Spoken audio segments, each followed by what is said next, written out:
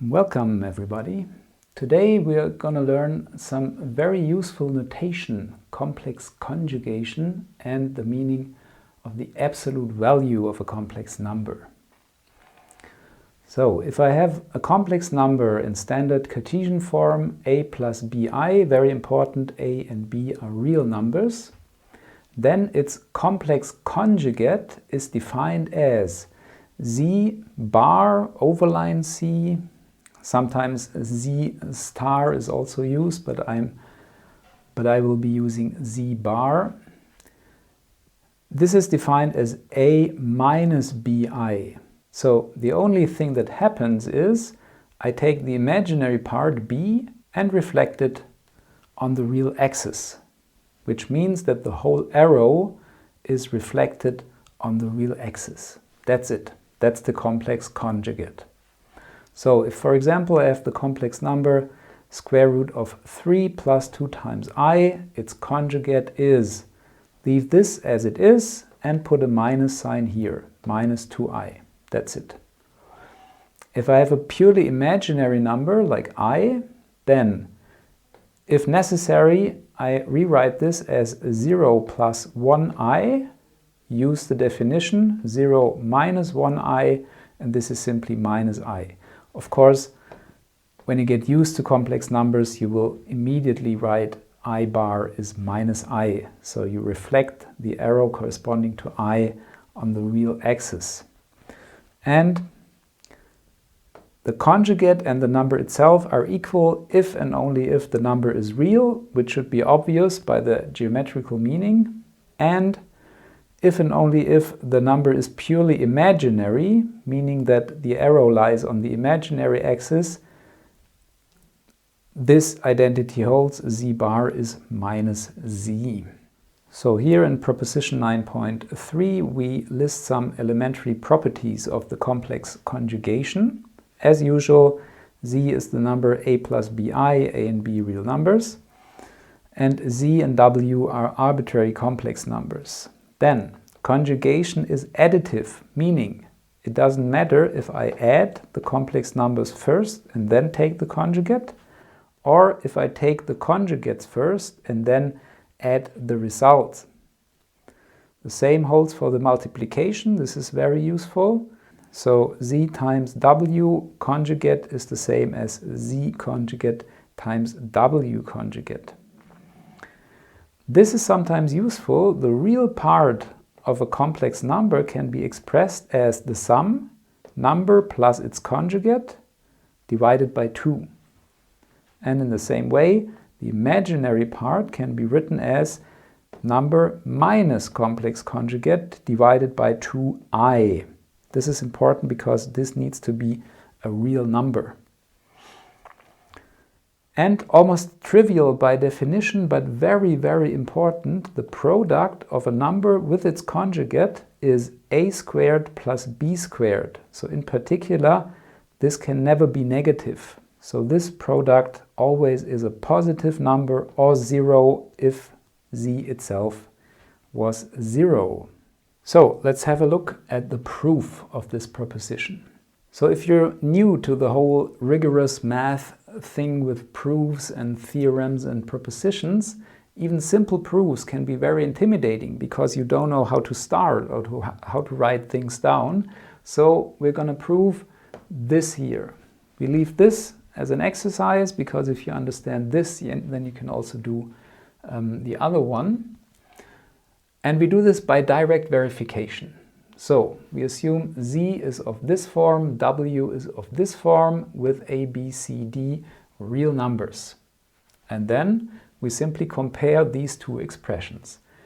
Z times w is this here. Now the problem is in this form I can't use the definition of conjugation because for that I need to write the complex number in standard Cartesian form with real part and imaginary part times I. So we have to do this first. So I simply build the product under this bar, the long bar line, and I have a times z and bi times di, which is bd times I squared, which is nothing but minus BD, because I squared is minus 1. This will be the real part of this product, and here I have the imaginary part. A times DI plus B times ZI, and I pulled the I out. So here we have the real part and the imaginary part. And now by definition it is clear what the complex conjugate of this number will be. This stays the same, and here I put a minus sign instead of a plus sign. Okay, so this is the left-hand side of this equation. Now we have to check that this is really the same as the right-hand side. We do the same thing as above. Okay, like so. You could put brackets here, but this is also binding. But maybe it looks nicer if I write it like that. And now we can apply the definition of complex conjugation directly, because here we have standard Cartesian form. So this becomes A minus BI times C minus DI. And now I simply have to use the distributive law and multiply out. We get A times Z. Now here, minus BI times minus DI is plus BDI squared. But again, I squared is minus 1. So we have AC minus BD, and then minus BCI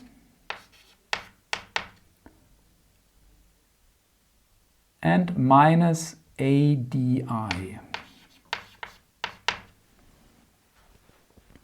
So this is the same as here, and here I can factor the I out and the minus sign, and here interchange the order because I have a plus in the brackets.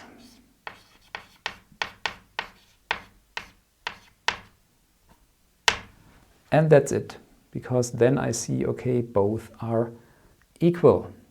That proves the multiplicative property of the conjugation.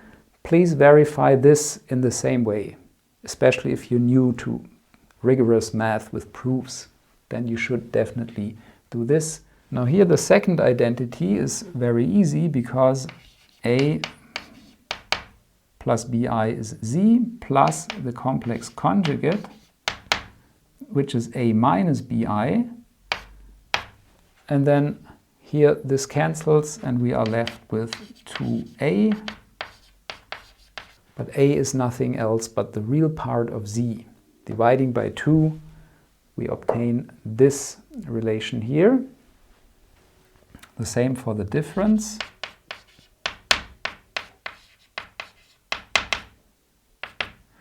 This is A minus A, which cancels, and then BI minus minus BI, which is BI plus BI, so 2BI. But B is the imaginary part, so I have 2I times the imaginary part. Dividing by 2I yields this here. There's a very nice geometric interpretation. Z plus Z bar.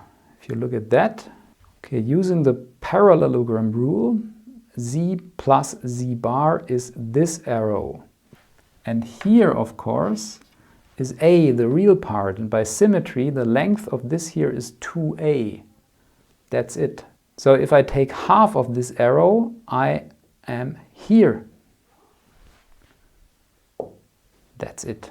The same for the imaginary part. If I add these two vectors, Z plus minus Z bar, I'm here on the imaginary axis, and the length of this arrow is 2B by symmetry.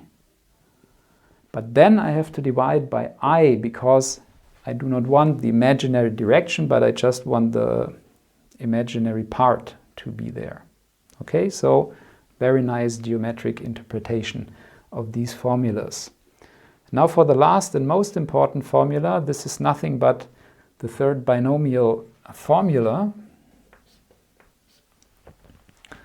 This here is A squared minus BI squared, but BI squared is B squared times I squared is minus 1, so this minus turns into a plus, and we are done. Because obviously this is a non-negative real number.